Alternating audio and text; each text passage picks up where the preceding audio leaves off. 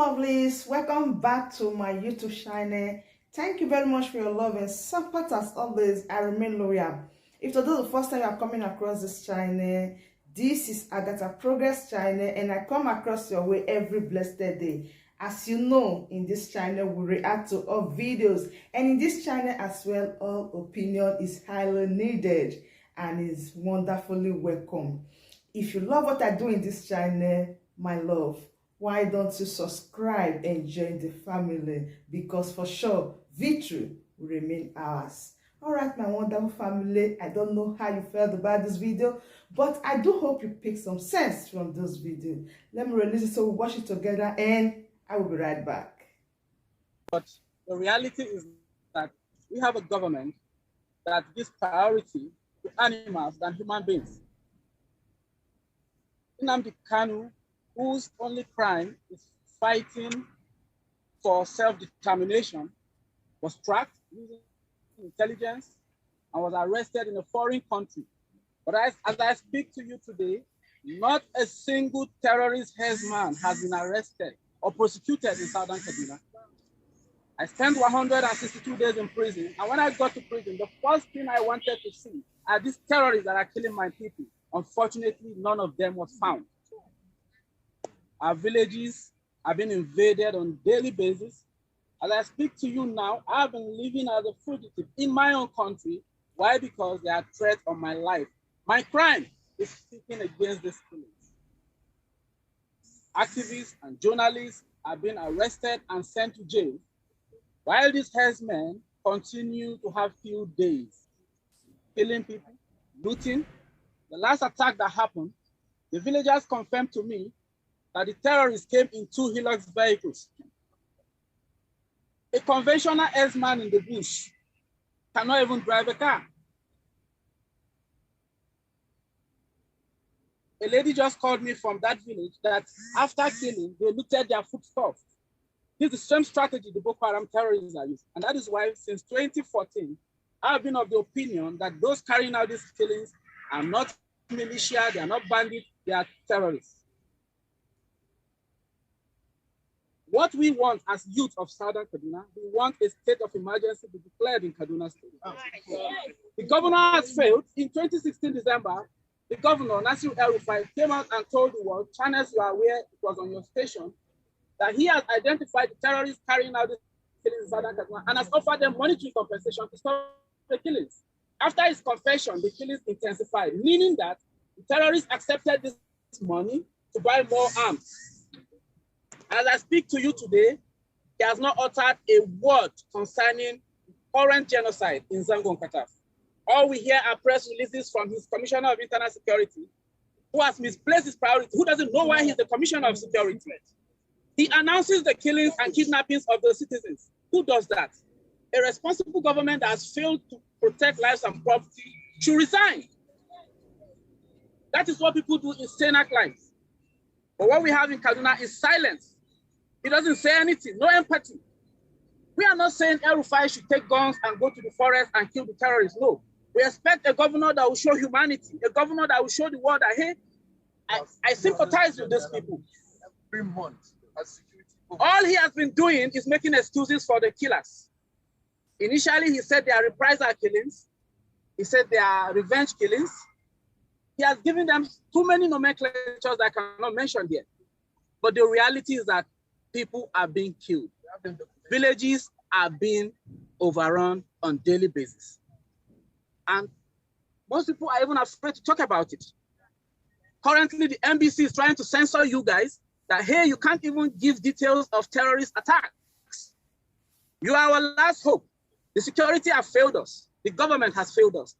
The media, you are our last hope. Are you going to chicken out because they say you shouldn't give details of terrorist attack? I work for a media station, online media, and this morning my editor called. He said, hey, Steve, look, as far as we are concerned at World X News, we are going to continue to report every terrorist attack with details. That is how it should be. This is not a police state. This is a democratic republic. As I speak to you now, nowhere is safe. I can't go to Kaduna again. I can't go to southern Kaduna. My grandmother called me and said, hey, wherever you are, just stay there because there's a letter they said you're going to be killed. I don't know when I'm going to be killed, but until I am killed, I will continue to advocate that this killing is stop. That is it. I've seen it all. 162 days in prison for nothing was enough for me to chicken out. But hey, I'm not going to stop because those who are being killed, some of them are better than me. Some of them are my future governors, presidents, and traditional leaders. Governor Nasir El-Rufai is the problem of Kaduna State. I say it here. Don't quote me anywhere. His utterances are so divisive. He has never hidden his biases. The facts are there. I'm not cooking up stories here. You are aware how the Adara chief was ambushed, abducted, and killed.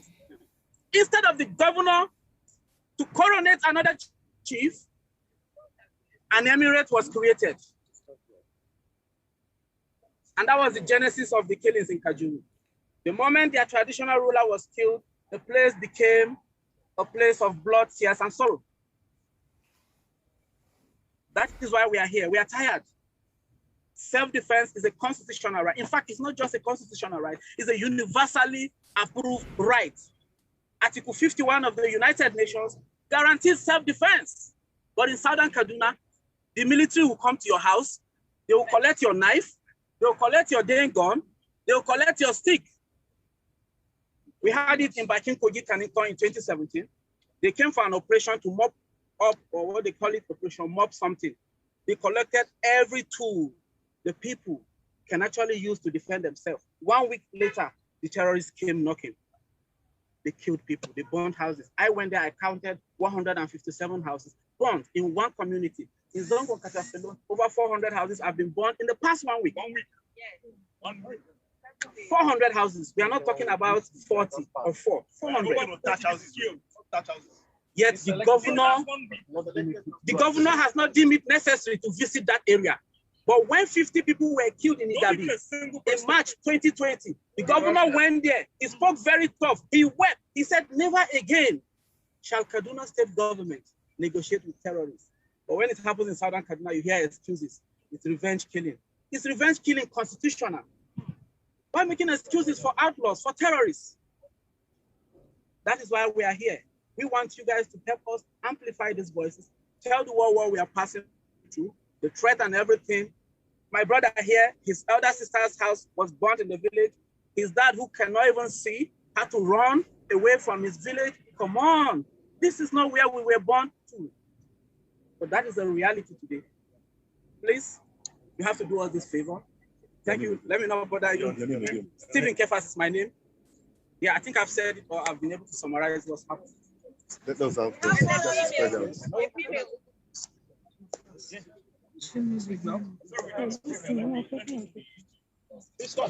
yeah. Let us speak first.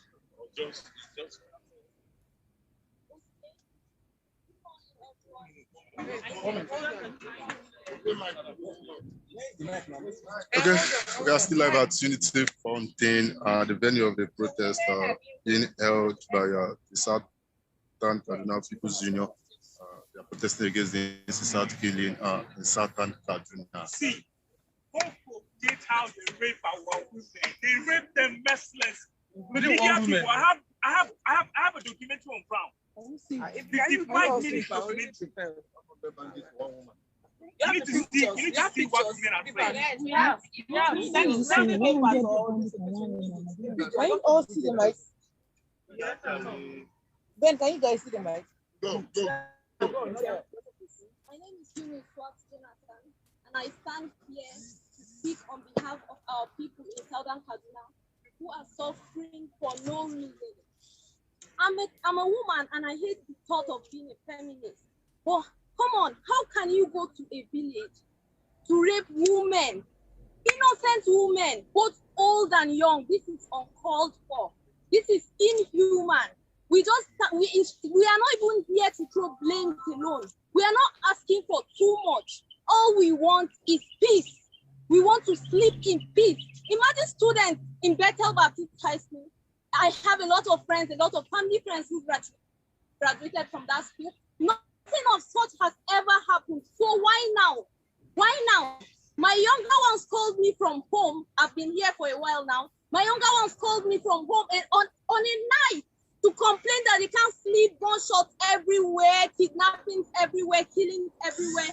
In Kaduna that we are used to, this enough is enough. Please, what we want now is peace. Enough of the rapes, enough of the killings. You can't even imagine these people going to burn human beings alive, both old and young. This is inhuman. All we want from the government is for them to come to our aid, put an end to all these things going on. We want to go home. We want to go to Kaduna and live in peace. We want to go to Kaduna and sleep with our eyes closed. We want to go back to our farms and grow our crops. That is all we want.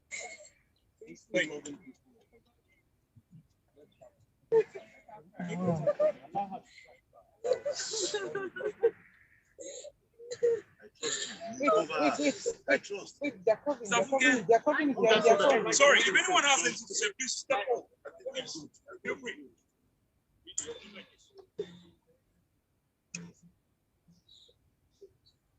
we think we just need to move around, right?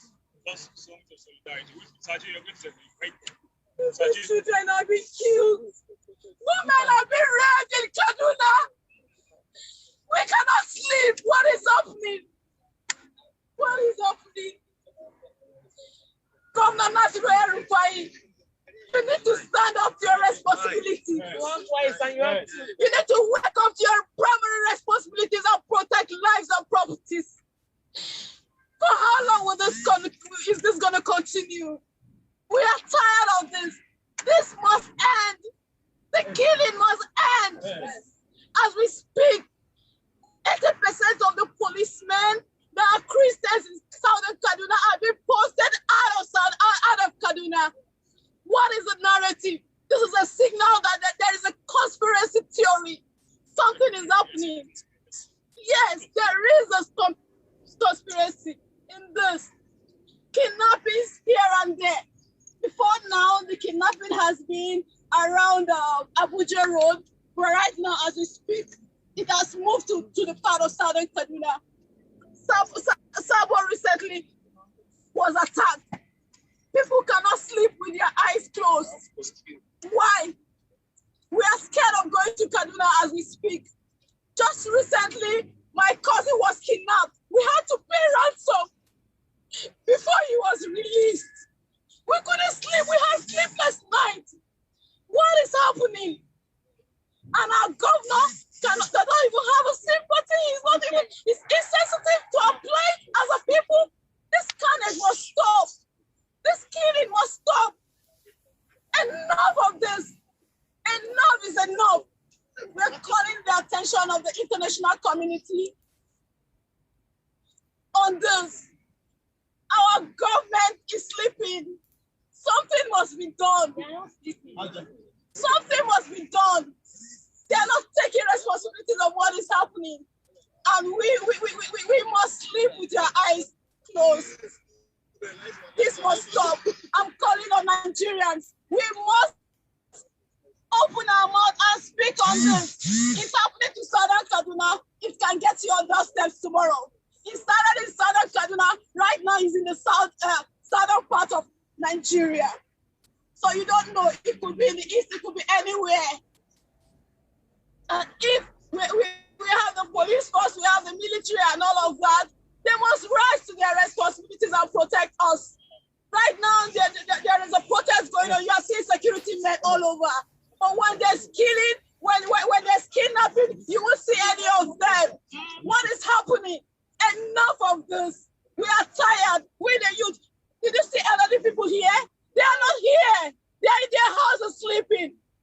But we are the leaders of tomorrow. We need to call the attention of everyone on what is going on.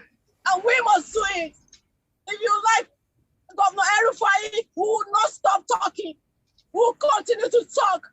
We are crying. Just recently, we saw a picture of an old woman. What is her offense? This woman was killed. Just yesterday, we heard a woman was on a bike and the Okada guy that carried her was saved. Nothing happened to him. And this woman was killed, massacred. What is the meaning of this? I don't know what's going to happen to me today.